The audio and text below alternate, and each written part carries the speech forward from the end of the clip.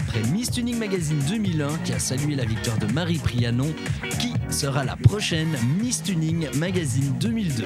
Si vous êtes une jolie tantine, que vous êtes majeur, si vous aimez les voyages, les défilés, participez à notre prochain casting. Envoyez-nous dès à présent une photo ainsi que vos coordonnées à Run TV, Tuning Magazine, 14 rue de la Guadeloupe à Sainte-Clotilde. À très bientôt.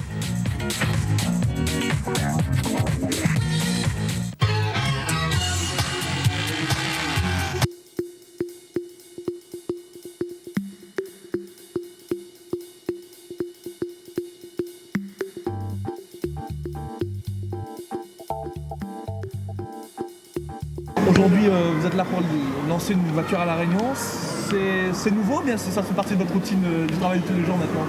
Non, on ne peut pas dire que je fasse ça tous les jours, c'est clair, mais ce qu'on peut dire, c'est que je l'ai déjà fait, puisqu'à une époque, au Paris Saint-Germain, on avait comme sponsor un concessionnaire automobile et qui nous sollicitait pour faire des pubs. Et puis là, au-delà de la pub, c'est plutôt une amitié qui est entre Abdul Kadji et moi, et il m'a demandé de faire ça. Moi, ça me plaisait, et l'image de la voiture me plaisait, et bon, venir à La Réunion, ça me plaît aussi, quoi. Donc voilà pourquoi je suis là. Alors justement, Abdul Kadji et vous, c'est une longue histoire d'amour? Non, c'est pas une histoire d'amour, c'est une histoire d'amitié. C'est grâce à lui que j'ai découvert La Réunion à l'époque en venant avec le PSG. Et depuis, je suis revenu plusieurs fois. Et c'est vrai aussi que j'ai pas mal d'amis réunionnais que j'avais connus à Paris. Donc c'est à chaque fois l'occasion de venir leur rendre visite. Et puis bon, on a des relations très amicales avec M. Kadji. Et puis des relations commerciales aussi, bien évidemment. Mais bon, c'est une histoire de feeling, c'est tout. Je crois qu'un champion du monde est quand même important, d'autant plus que son image était aussi très forte dans le passé, d'autant plus que ce lancement de la Polo, c'est une grande voiture, on appelle la Maxi Polo. Et Bernard Lama n'est pas petit, c'est un gardien qui est très grand, qui montre aussi la dimension d'un grand gardien, et qu'une grande voiture, ce ne sera pas la petite Polo, c'est vraiment la Maxi Polo.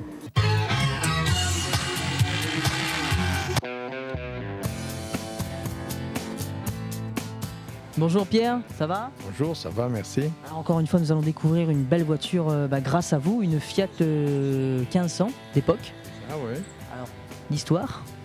La Fiat 1500 est une voiture tout à fait classique, très appréciée par la clientèle italienne et européenne en général. Cette voiture est une bonne auto, fiable, rapide. C'est une voiture qui a été fabriquée en 1963, un petit peu dans le style de la Chevrolet Corvair, qui elle n'a pas connu le même succès malheureusement. Cette auto, la Fiat 1500, est une voiture de 8 chevaux, une boîte 4 vitesses. Une des premières voitures de l'époque qui sortait avec les sièges réglables, dossiers, etc. Extrêmement confortable. La voiture de Monsieur Tout-le-Monde est... Une voiture vraiment spacieuse, on peut dire. Oui, c'est une voiture spacieuse. Vous êtes un passionné de Fiat aussi avant tout, parce que vous êtes un connaisseur en la matière. Eh ben, Surtout cette marque. Fiat, pourquoi? Parce que ça a été mes premières amours. Je travaillais dans une concession Fiat à Madagascar, qui m'a donc donné l'avantage de pouvoir essayer et connaître toutes ces voitures. Depuis la 600, même la 500 jusqu'à la 1800, 2300 d'époque. Mais la 1500 reste quand même ma préférée. Est-ce qu'il a fallu restaurer cette voiture ou pas? Eh bien oui, il a fallu la restaurer entièrement, moteur, suspension, carrosserie, mais pas l'intérieur qui était resté en excellent état.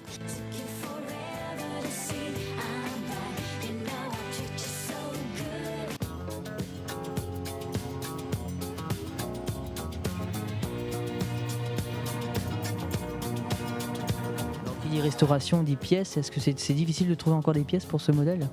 Non, absolument pas. Le tout, c'est de se jeter à l'eau. Il y a quantité de ramifications et de gens qui sont tout à fait susceptibles de vous fournir les pièces que vous désirez. Il ne faut pas être trop pressé. Mais Aujourd'hui, jusqu'à présent, on peut trouver encore des pièces? aujourd'hui, il n'y a aucun problème puisque j'ai refait une grande partie de la mécanique et j'ai obtenu toutes les pièces d'origine par l'intermédiaire de maisons qui sont soit installées en Italie, soit d'autres en métropole, même en Suisse. Alors c'est pour vous dire qu'il y a un réseau très important. Il y a combien de kilomètres au compteur? Ben là, elle a 60 000 au compteur réel, mais avec son moteur neuf, elle totalise même pas 2000 km.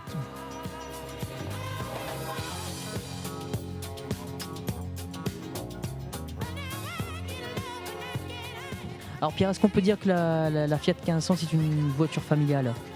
Oui, c'est une voiture, ce n'est pas une familiale, mais c'est une voiture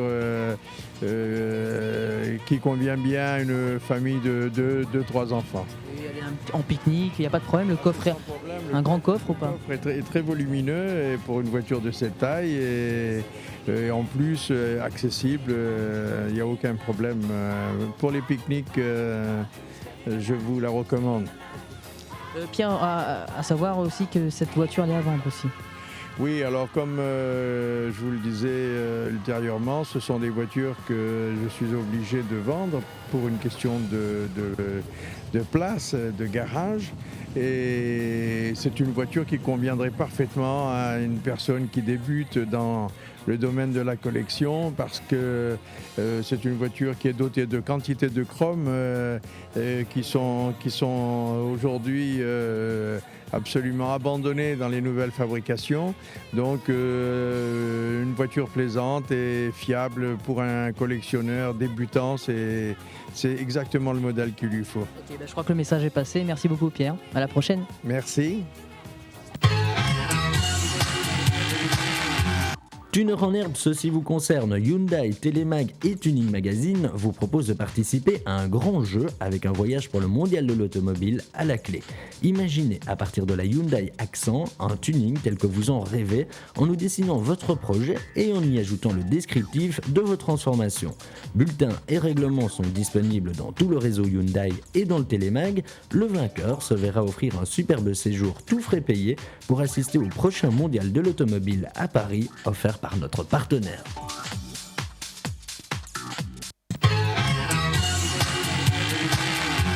Toujours dans l'Est, du côté du quartier français, plus exactement dans cette bonne vieille ville qu'est Sainte-Suzanne, en compagnie de son ambassadeur de chic et de choc. Nous allons parler, Steph. De Stéphane, de moi. Non, on va parler d'une voiture aujourd'hui, bien précisément d'une Polo, qui est tout à fait équipée en multimédia, notamment dans la marque JBL au niveau de tout ce qui est HP, donc que ce soit amplification, haut-parleur à l'avant, subwoofer, tout en JBL, avec un poste Alpine, et bien sûr un écran save et un DVD save. Voilà. Alors je crois qu'il faut savoir qu'il y a des normes de sécurité, je pense, par rapport à ces écrans. Est-ce que tu peux nous en dire un petit mot? Oui, c'est sûr qu'il y a des normes de sécurité. Logiquement, l'écran ne fonctionne que véhicule arrêté. Dans le cas de ce véhicule, il est possible de toujours pouvoir un petit peu bidouiller le système pour le faire fonctionner voiture roulante. Donc ça, on ne peut pas le dire. On ne peut pas le dire, on ne peut pas le faire. Donc c'est absolument impossible à faire. Tout à fait. D'ailleurs, tu viens de le dire. Ouais, tout à fait. Parce que si on le ferait, on aurait des problèmes avec la loi. Enfin, peut-être pas moi, mais celui-là qui roule avec la voiture, c'est certain. Quand on tire le frein à main, l'écran s'allume. D'accord. Voilà. Mais est-ce que ça marche, ce truc? D'enfer. C'est terrible. Ben non, Je ne vais pas dire le contraire. Bah, c'est normal, là, une fois. Donc, c'est un véhicule qui est tout à fait dans les normes, on va dire, du home cinéma. Bon, là, ce ne sera pas un home cinéma, ce sera un car cinéma, on va dire. Donc, c'est un fonctionnel total. Au niveau sonore, c'est du 5.1, d'accord, comme à la maison. C'est-à-dire deux satellites avant, 2 satellites arrière, un caisson de basse intégré dans le véhicule. Donc on a vraiment l'effet gauche-droite, devant, derrière, et puis le boum-boum quand il arrive quand il faut. Donc relativement simple de fonctionnement. Oui, très simple, c'est que ça se pilote comme un DVD maison. Donc une petite télécommande qui vous permet d'avoir accès et à l'écran et sur le DVD. Et puis bon, on a le poste qui est séparé. Eh bien, encore quelque chose de formidable, une salle de cinéma mobile qui nous permet même de se déplacer pour aller avec sa fiancée ou je ne sais pas qui, se faire un petit film comme Fast and Furious par exemple. Ah, tout à fait. Alors là, c'est ce film culte qu'on met dans ce genre de véhicule parce qu'il y a les effets sonores, il y a l'image qui est faite en fantastique, les explications concernant tous ces véhicules aux États-Unis. Donc c'est vraiment quelque chose d'impressionnant. Et le voir dans sa voiture, c'est encore mieux. Steph, à très bientôt parce qu'on dit jamais 203. Tout à fait. À la prochaine. À la prochaine. On commence cette revue de presse avec ADDX, en couverture une 206 Choc. Cette Peugeot est montée en 19 pouces. Cette voiture a été montée non pas en France mais en Angleterre. De l'autre côté de la Manche, les sportives sont françaises. Votre magazine vous propose également un dossier sur le tuning et la loi. Vitres teintées, échappement, modification moteur, jantes larges et surbaissement. La guerre a été déclarée avec les forces de l'ordre. Quels sont vos droits et qu'est-ce que vous ne devez pas faire? Réponse dans ADDX. À la une de Maxi Tuning, une Opel Astra Elite 8, une révélation exclusive. En avant-première également, les premiers kits pour la Fiat Stilo. Cette Stilo Abarth a été transformée par Kadamoro Design. Pas moins de 2 kits tuning sont proposés. Comme vous le voyez, la voiture a été littéralement changée. Et enfin, on conclut avec Option Auto, coup de projecteur sur cette SL. Une Mercedes de l'enfer, titre notre confrère. Colson a transformé le véhicule. Ce V8 dispose désormais de 430 chevaux. Un travail de qualité pour une voiture de qualité. Bonne lecture à toutes et à tous et à bientôt.